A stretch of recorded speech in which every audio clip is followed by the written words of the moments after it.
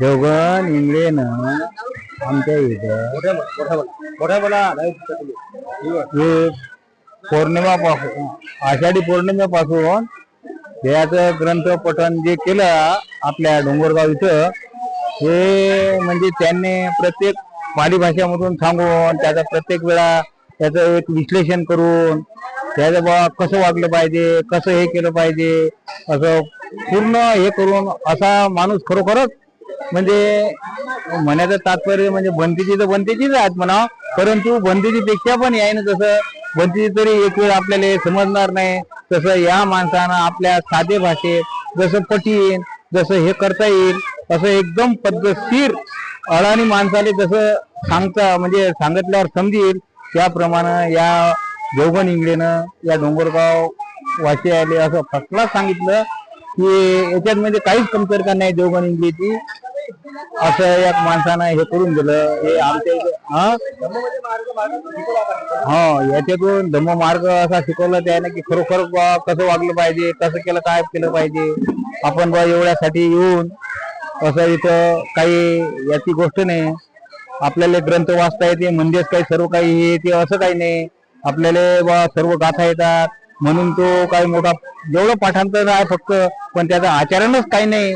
असं म्हणजे आपल्या या देवगण इंगळेनं असं सांगितलं की आचरण कसं केलं पाहिजे, तर आपल्या अंगी कसं असलं पाहिजे.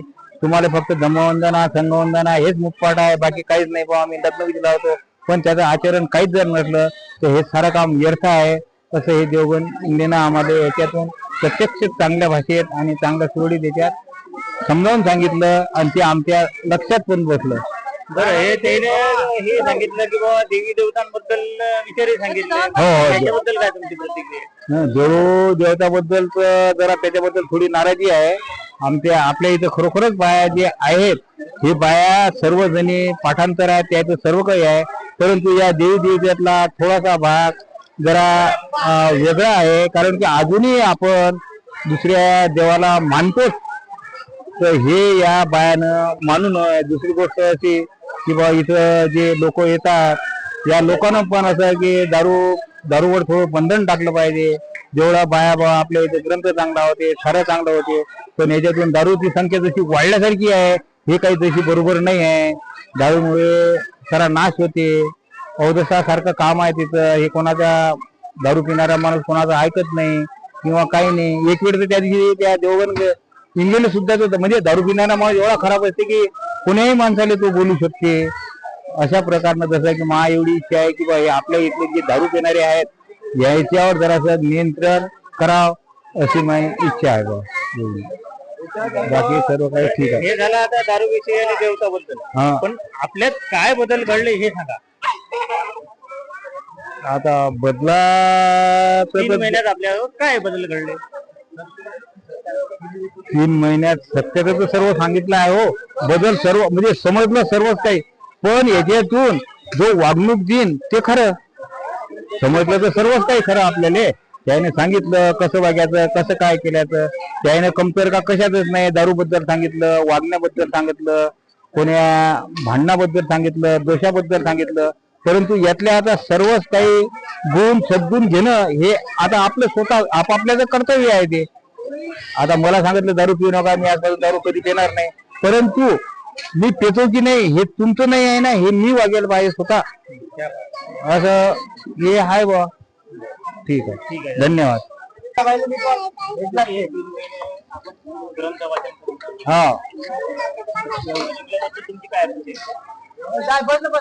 आज जवळजवळ आमच्या गावामध्ये किंवा आपल्या गावामध्ये 74 दिवस झाले ग्रंथ चालू आहे. या 74 दिवसात जेव्हाही ग्रंथ चालू होतो तेव्हा आपले इंग्लिश साहेब येतात, ग्रंथाबद्दल माहिती सांगतात, तर त्या दिवसापासून मनात असं वाटतं की ग्रंथामध्ये कधी जातो आणि बसतो.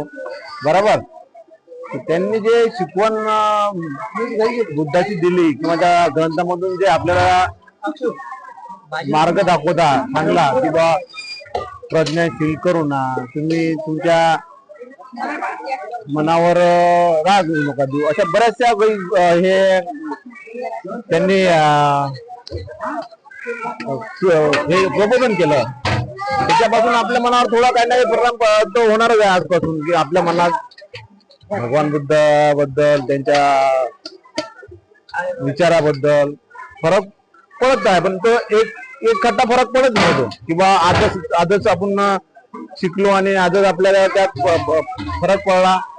तो फरक असा बदल थोडा होत बदल पडतो.